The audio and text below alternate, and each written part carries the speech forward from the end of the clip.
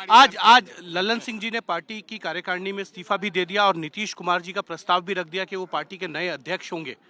तो हुआ ही है, हम वहीं थे।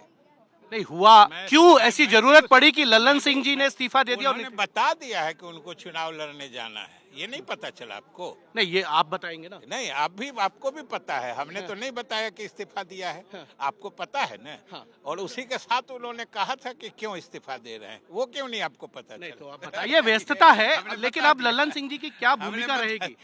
वही भूमिका रहेगी जो वो राष्ट्रीय अध्यक्ष होने के नाते जितनी प्रभावी भूमिका होती थी, आगे आने वाले दिनों में भी उनकी वही भूमिका होगी। नीतीश, ये कहा जा रहा है कि बीजेपी ये कह रही है कि नीतीश कुमार ने ललन सिंह को इसलिए हटा दिया क्योंकि उनकी नजदीकियां जो हैं वो आरजेडी के साथ ज्यादा हो गई थी।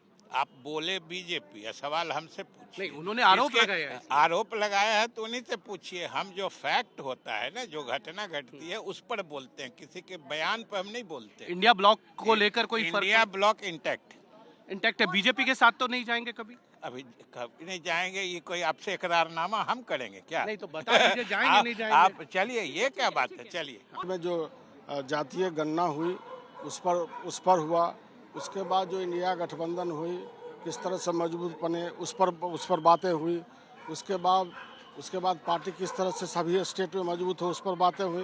अंत में आदरणीय नेता जो हमारे राष्ट्रीय अध्यक्ष ललन सिंह जी ने कहा, चूँकि मुझे पूरी व्यस्तता है, चुनाव में लड़ूंगा, इसलिए पार्टी का चूँकि पूरे देश में संगठन खड़ा करना है, तो मैं सम्मानित नेता नीतीश कुमार जी से आग्रह करता हूँ कि इसे स्वीकार करें।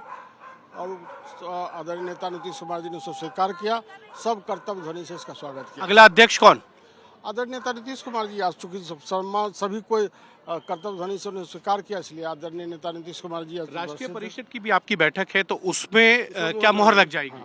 आज राष्ट्रीय परिषद की बैठक है 3 बजे से, उसमें पुनः विचार होगा, उसमें मुहर लगेगी और सर्वसम्मति से राष्ट्रीय अध्यक्ष आदरणीय नेता नीतीश कुमार। लेकिन बीजेपी के लोग ये कह रहे हैं कि ललन सिंह को इसलिए हटाया गया है क्योंकि उनकी नजदीकियां जो है वो आरजेडी के साथ ज्यादा हो गई थी और नीतीश कुमार को ये भाता नहीं है कि उनका कोई नेता जो है किसी दूसरी पार्टी के इतने नजदीक चले जाए। नहीं, इस तरह से कोई बात नहीं है। इसमें जो सारी की सारी बातें थी वो मीडिया को उपज थी। कहीं कोई न हमारे राष्ट्रीय नेता कोई बोले, न कोई हमारे कार्यकर्ता बोले, न कोई एमपी, न कोई एमएलए, सिर्फ मीडिया में ये बातें की चर्चा थी। और नीतीश कुमार जी ने बहुत ही, चूँकि नीतीश कुमार जी की और ललन सिंह जी की बहुत पुरानी मित्रता है, 1986 से उनकी दोस्ती है, एक साथ पार्टी के खड़ा करने में एक फाउंडर मेंबर है सबको, इसलिए दोनों आदमी मिल करके और बहुत ही सद्भाव पूर्वक आदरणीय जो राष्ट्रीय अध्यक्ष है ललन सिंह जी, उन्होंने अपनी बात रखी और सब स्वीकार करने का काम किया। सबने प्रस्ताव किसने रखा नीतीश कुमार जी के नाम का?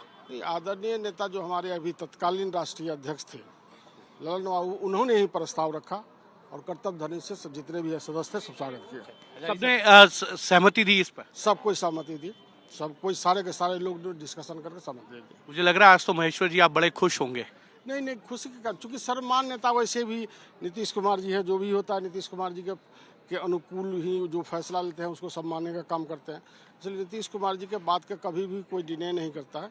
नीतीश कुमार जी फाउंडर मेंबर है, इसको समता पार्टी से शुरुआत किए और आदरणीय अटल जी के समय से आज तक चल रही है पार्टी।